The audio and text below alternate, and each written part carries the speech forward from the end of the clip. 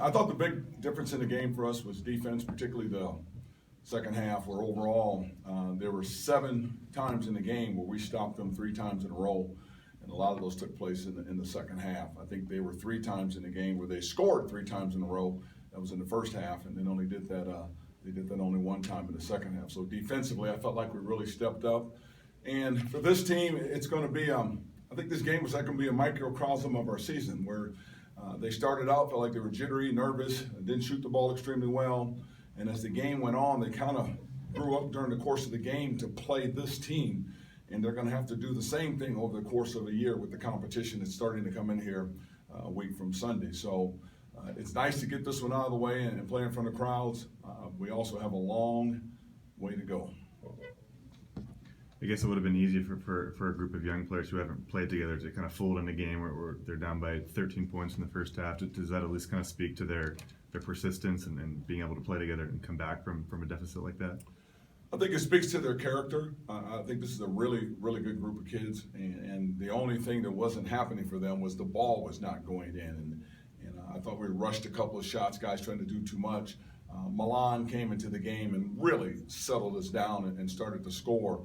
And then when Robo hit that groove that we see every day, that was the difference in the game we got going offensively. But it speaks tremendously, I think, to their character, their ability to not fold. And we're going to have to lean on that character because we're going to be in some adverse situations this year with this group until we kind of grow up and gel and come together.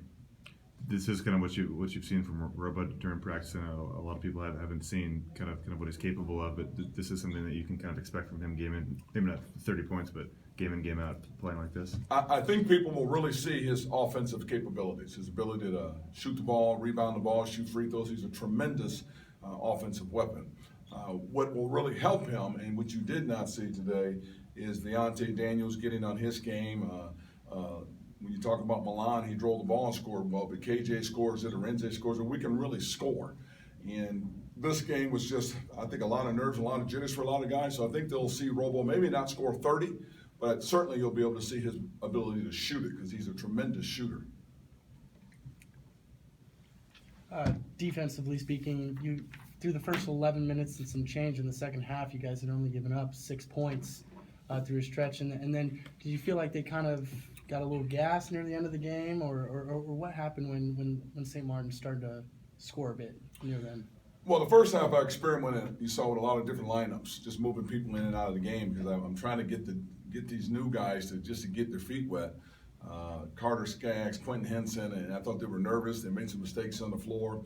And then as we ended the first half, we settled into that lineup with Milan and Malachi, Deontay, Robo, and Jeff. Those are 5 veteran players that were here last year. And to start the second half, I thought they really set the tone again. But at some point in time, you got to go to that bench.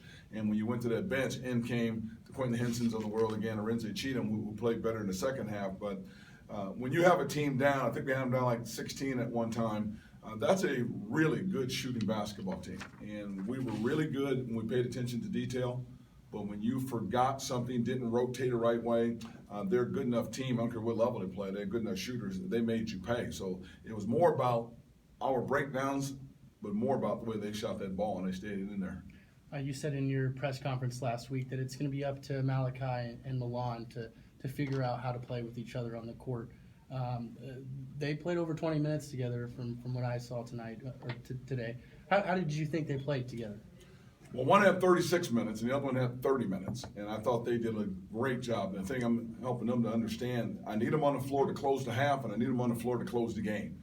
There are going to be at times where you need a point guard on the floor, and I can't have both of them out there fatigued at the same time.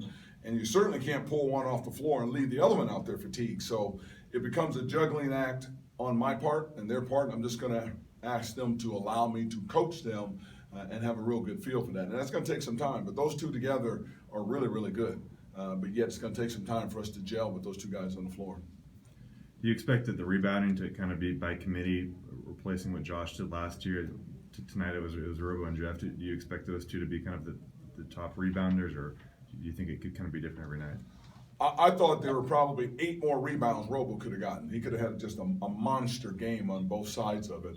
I thought Jeff was pretty active, but until we get Drick back, Drick Bernstein, and you don't have Cooper out there, Devontae Cooper, who won't, he's not as mobile as Drake, but Drake is a really good athlete that'll really man the post and be able to give Jeff an opportunity to rest and rebound the ball better. So we're playing with a small team at times, because when you get Jeff a robo off the floor, you got to bring in a Keith Langston at 6'5" with the Renze. That's not very big. So that becomes a rebound problem there. But when we can stay big and still stay athletic and still stay fast, which we can do with Drake, I think it'll help our rebounding a lot. And more importantly, it'll give us a chance to get out and run in transition. That first half, there were 8 second chance points that we gave up on the glass, and then we had 3 turnovers, which were another 6 points because they're out front. So you gave up 14 points just by not rebounding and unforced turnovers out front. From what you've seen with this team, would you consider this an uncharacteristic free throw shooting night, 25 to 36? Are they usually much better than that? Part of that's my fault. We spent a lot of time shooting the ball. I don't think we spent enough time shooting free throws, and that's one of the things I felt coming into the game. If there was an area that, as a coach, I need to do a better job and spend some more time on, it's free throw shooting, and it certainly showed up tonight. But we'll get better between now and next week when we open up in that area.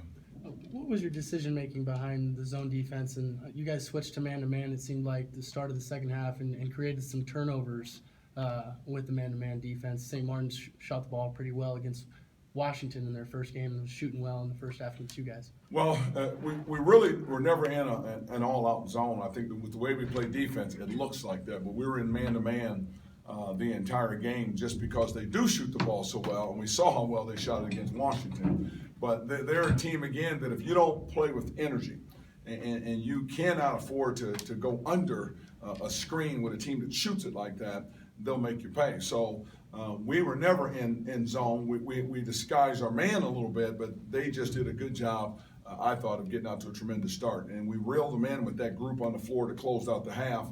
In the second half, where we kind of dominated the game at the defensive end of the floor. So I noticed to start the game, you brought Milan off the bench, but in the second half, you started him alongside Flynn. What was the thought process behind that? Felt like, again, the group, and my thinking was in putting different lineups on the floor, find out individually who played the best, and then more importantly, which group played the best. And that group that closed out the half was really good at both ends of the floor. We were getting stops, consecutive stops. We were getting out scoring in offense. We found our groove offensively, but more importantly, we found our toughness defensively, and that's why we started that group again, just to establish the tone, or a continuation of, when we started the second half. Also, Luke Chavez had 32 points against UW a few days ago, and he only had half that tonight. Did you do anything special defensively against him? Well, UW played the zone. I think it gave them a lot of looks early in the game. With us, we did a good job of running them off the three-point line and running those guys off of screens, because they shoot it so well, and that was the difference in the game. Not giving him as many free looks as he had in the UW game. Thanks. Thank you, Coach.